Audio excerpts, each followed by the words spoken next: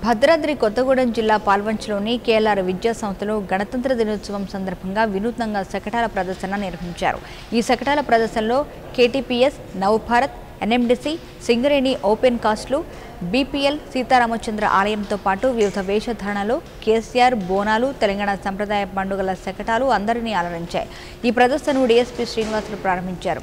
KLR విద్యా సంస్థల సేవలు అభినందనీయమని సంస్థ చైర్పర్సన్ నాగమణి మధుసూదన్ రెడ్డి అభినందించారు.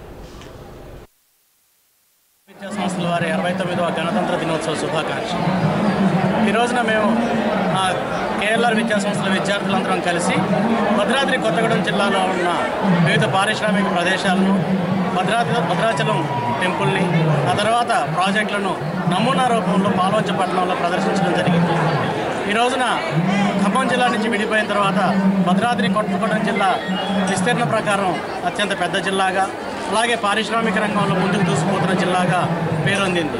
దీన్ని మేము ప్రజలకు ప్రతిబింబించడానికి మా తరఫున శాయశక్తిలా ప్రయత్నించడానికి కేఎల్ఆర్ విద్యా సంస్థల వారు ఈ రోజున ఈ కార్యక్రమానికి పూనుకోవడం జరిగింది. ఇందుకు సహకరించిన పట్టణ ప్రజలందరికీ కూడా కేఎల్ఆర్ విద్యా.